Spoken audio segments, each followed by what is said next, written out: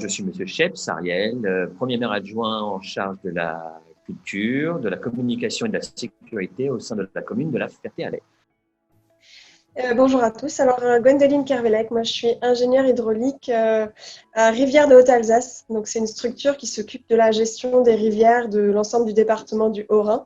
Jean-Baptiste Ferrero, je suis directeur de la communication du SIAGE, qui est un syndicat intercommunal qui gère le bassin versant de l'Yerres, en Essonne, en France. On s'est vite rendu compte que l'application était complète et correspondait à pas mal de besoins que nous avions et pour lesquels on n'avait jamais trouvé la solution pour pouvoir le mettre en place. Ce qui était intéressant, c'était vraiment la localisation et le partage de l'information. L'idée de BlueSpark, c'était de rendre tout ça plus facile à traiter avec une appli. Oui. Et justement, avec cette appli-là, de pouvoir hiérarchiser un petit peu les priorités et puis avoir une idée du temps passé et surtout où sont les problématiques, s'il y en a qui sont récurrentes ou pas, quoi. Nous avons été séduits par BlueSpark parce que c'est un outil qui est simple, qui est extrêmement paramétrable et surtout qu'on peut s'approprier totalement. C'est de pouvoir créer des communautés d'utilisateurs, pouvoir trier avec plusieurs communautés. Ça permet de nous pouvoir informer ces gens avec des informations très précises et vraiment personnalisées à leurs besoins. Au quotidien, c'est d'abord nos administrés qui l'utilisent, ensuite notre service communication qui l'utilise aussi bien pour prévenir des événements que l'on crée et également des urgences que l'on peut avoir. L'idée, c'est que les techniciens renseignent l'incident sur l'application en mettant la localisation, la photo, un descriptif sommaire et ça envoie directement l'information aux principaux intéressés qui vont intervenir. C'est à la fois un outil effectivement de management interne de nos chantiers et de nos affaires et c'est aussi une façon d'associer le citoyen à la remontée d'informations. L'avantage de BlueSpark, c'est que c'est directement, voilà, on clique, on dit c'est là, on lui envoie et puis c'est parti, quoi. Le premier intérêt, c'est d'offrir une traçabilité très, très forte sur l'ensemble du processus. Et on se retrouve du coup avec aussi tout un historique de ce qu'on a traité. Ça part pas à la poubelle, c'est quelque chose qu'on met en archive et qu'on peut retrouver si nécessaire.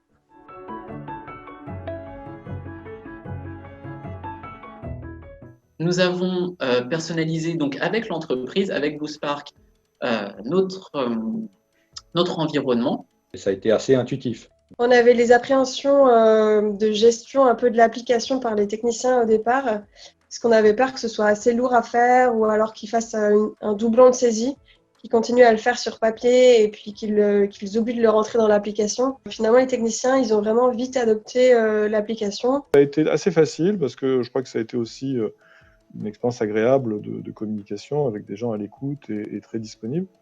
C'est une application qui est simple d'utilisation et qui est constamment en train de se renouveler. Je crois que le plus dur dans tout ça, c'était de regrouper principalement le personnel de mairie pour pouvoir essayer de faire une formation groupée.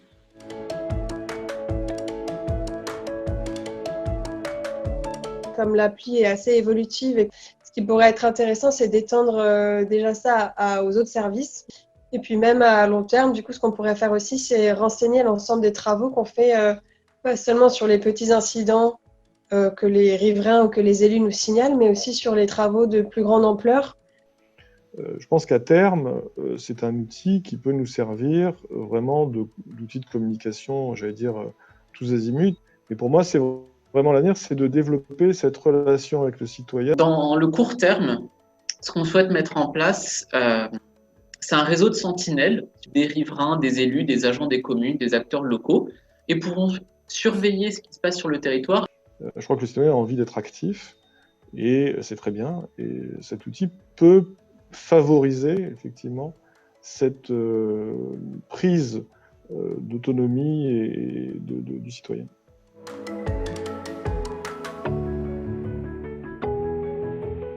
Aux alentours de 18h, il y a des petits jeunes qui ont été tagués le four à chaud de la commune. Et sur les réseaux sociaux, ils ont commencé à être moqueurs en disant c'est bien avec leur application, on va voir combien de temps ils vont mettre. En général, ils mettent entre une semaine et 15 jours pour réagir.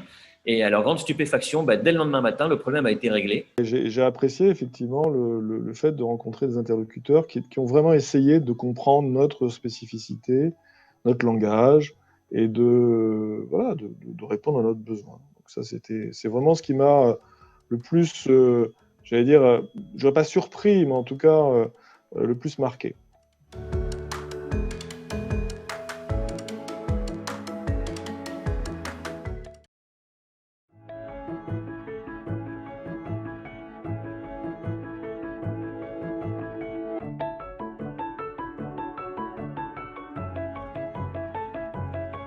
I'm the founder of BlueSpark. My name is Julian. My name is Charles Pasqui. I am one of the 3 co-founders of BlueSpark. BlueSpark is a company that supports utilities and cities by providing them with effective digital tools. We've got a simple job and a quite simple mission. Our solution must allow our customers to both better communicate and better organize themselves. BlueSpark connects all types of public services in an adaptive way. It all started with the observation that the tools available in the public sector ecosystem are quite limited. As a result, processes and daily actions are not only heavy, rigid, but also generate a lot of friction and dissatisfaction. BlueSpark tool is providing a solution to our administration, to every administration, to regain citizens' trust and to bring a bit of transparency in the relationship between citizens and administration. First thing, it's about people on the field. They are really happy with the easiness of our product. Regarding their managers, they are more telling us about how clear the information is presented in the dashboards. With our platform, everything is centralized on the platform, easily accessible, and they can communicate with their subcontractors very efficiently, and it is an enormous gain of time for them. And last but not least, citizens are pretty happy with the interactivity of our product. First one is the lightness of our solution on the smartphone. It is using only, or actually below 1 megaoctet of memory. So even if you don't use it on a daily basis, it's not a problem. You can keep the application on your smartphone, and this is very important for the citizens. Second thing I would say is BlueSpark is white label. And this is important for our customers because they can show their own logo and they can be very quickly recognizable by citizens, but also by their internal people. The choice to quickly execute our international expansion is based on an observation linked to the activity of a platform like BlueSpark, like ours. The massive organization of exchanges within public entities and between public entities requires significant resources and permanent innovation on service. So for this reason, we choose to execute our internationalization quickly and very early in the history of BlueSpark.